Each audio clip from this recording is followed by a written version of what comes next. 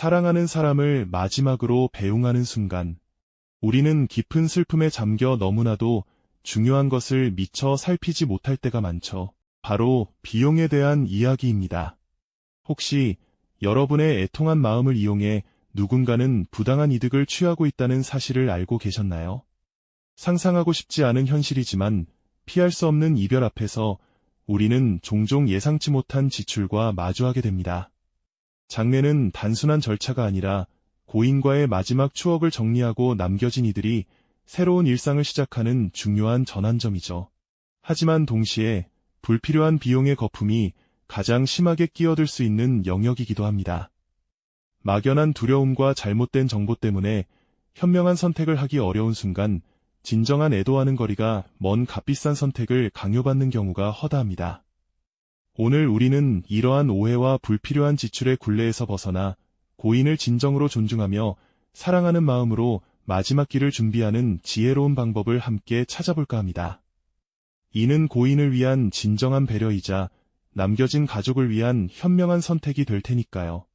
가족을 잃은 슬픔 속에서 우리는 판단력이 흐려지고 모든 것이 낯설고 혼란스럽게 느껴지기 마련이죠.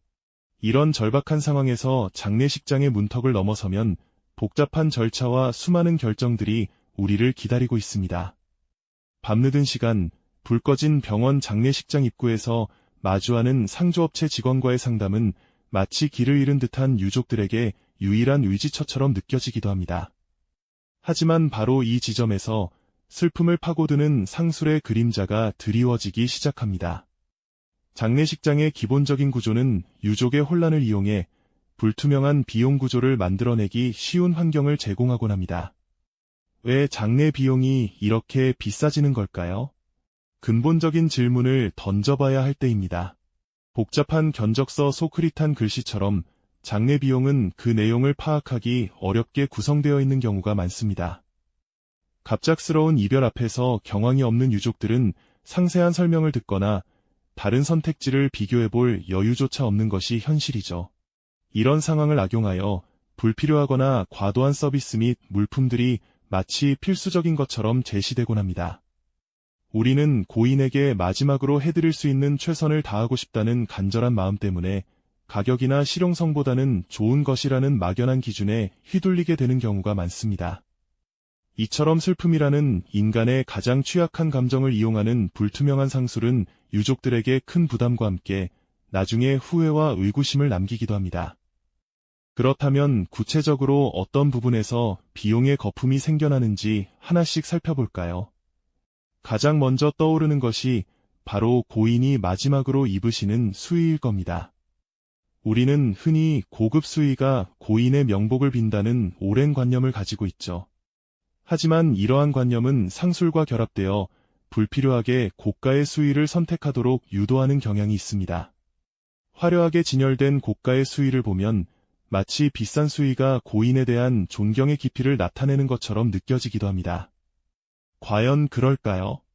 실제 수의의 종류와 그 가치를 제대로 알고 합리적인 선택을 하는 것이 중요합니다. 삼배 수의는 전통적으로 사용되어 왔지만 때로는 그 재질에 대한 오해 때문에 고가품으로 둔갑하는 경우도 있습니다. 반면 대마 수의는 통기성과 내구성이 뛰어나 고인의 편안한 마지막을 배려하는데 더 적합할 수 있다는 진실도 존재하죠.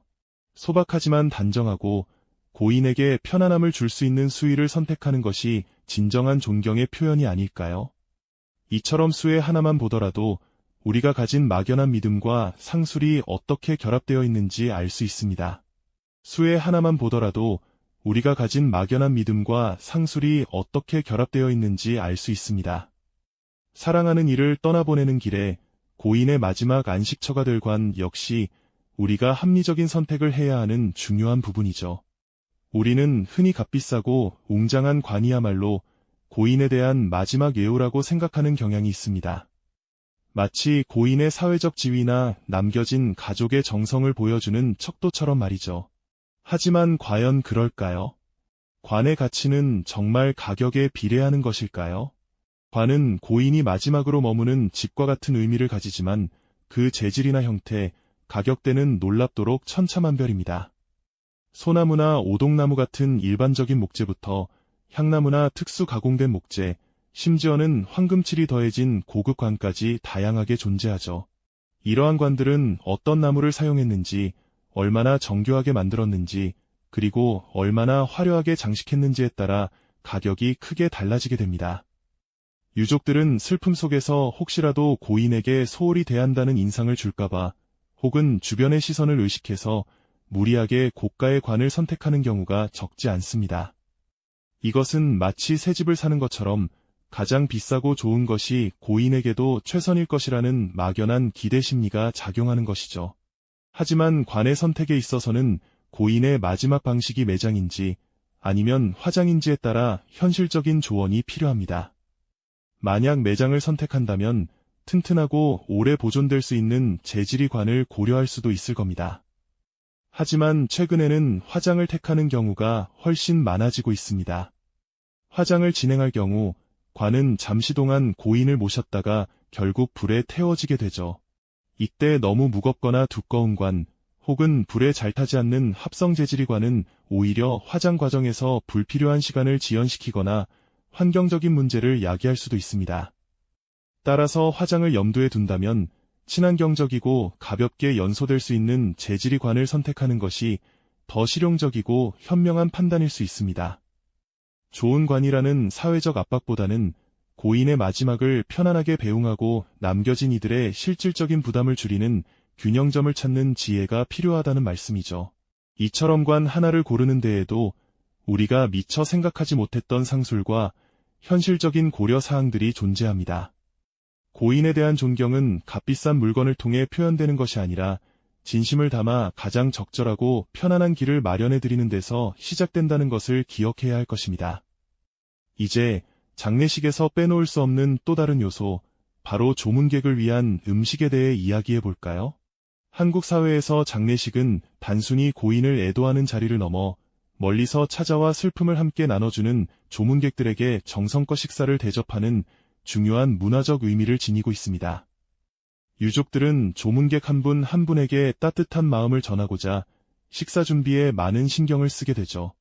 오신 손님에게는 극진히 대접해야 한다. 는 오랜 관행은 때로는 유족들에게 큰 부담으로 다가오기도 합니다. 이러한 정성 어린 마음과 관습은 안타깝게도 장례 비용 증가의 주요 원인 중 하나가 되곤 합니다. 장례식장에서는 기본적으로 제공하는 음식 메뉴가 있으며 대부분 외부 음식 반입이 엄격하게 제한되어 있습니다. 결국 유족들은 선택의 여지 없이 장례식장이 제시하는 고가의 음식 메뉴를 선택하게 되는 경우가 많죠.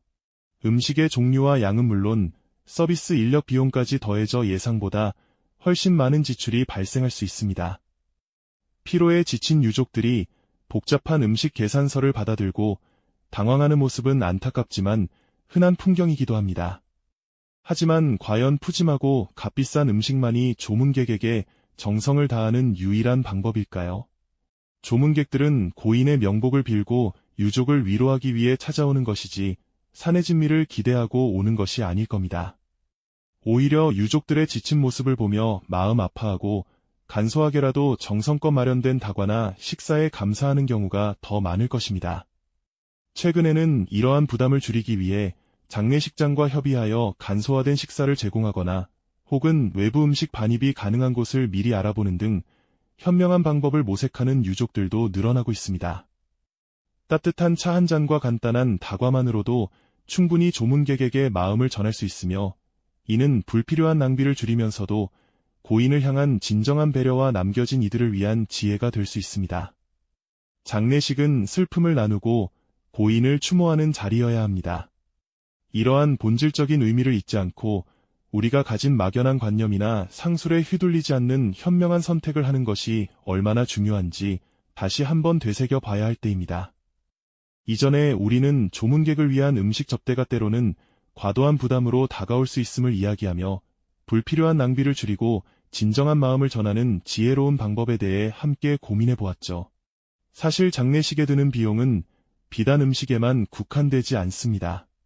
수의나 관처럼 고인을 모시는데 필요한 물품부터 장례식장 이용료, 의전 서비스, 그리고 매장이나 화장에 이르는 모든 과정에서 예상치 못한 지출들이 발생할 수 있거든요.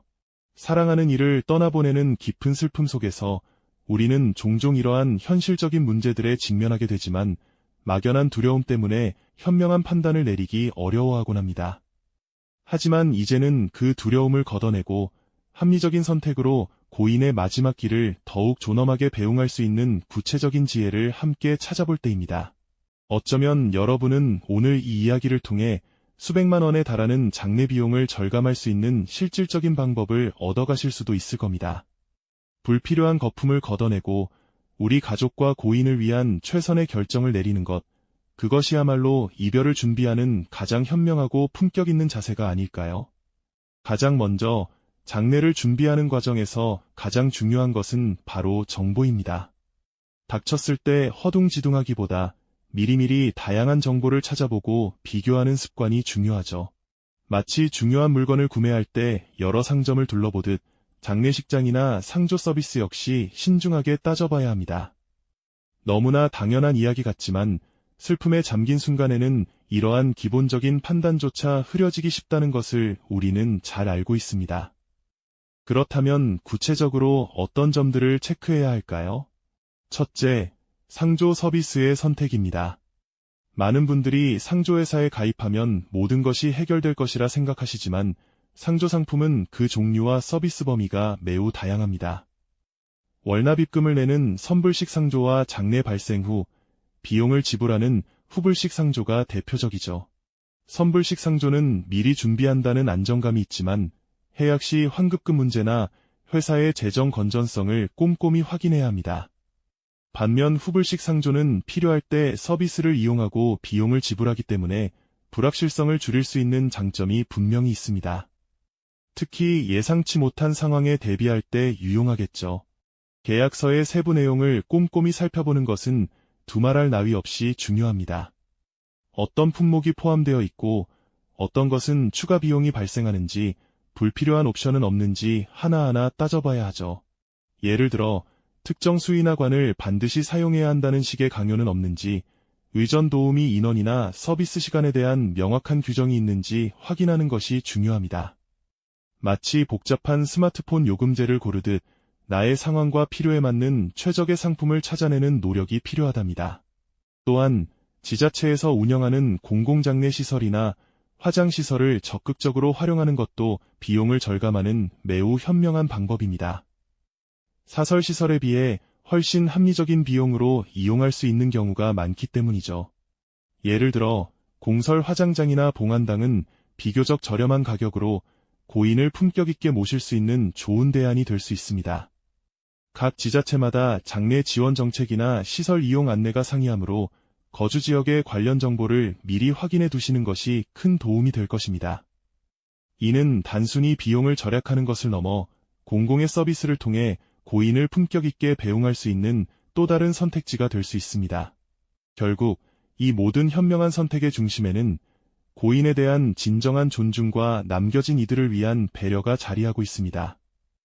값비싼 물품이나 화려한 의식이 고인에 대한 사랑을 증명하는 유일한 방법은 아니라는 사실을 우리는 이제 분명히 알고 있습니다. 오히려 불필요한 지출을 줄여 가족의 경제적 부담을 덜고 그 과정에서 고인의 뜻을 기리며 정성껏 마지막 길을 준비하는 것이야말로 진정한 애도이자 품격 있는 이별의 모습이 아닐까요?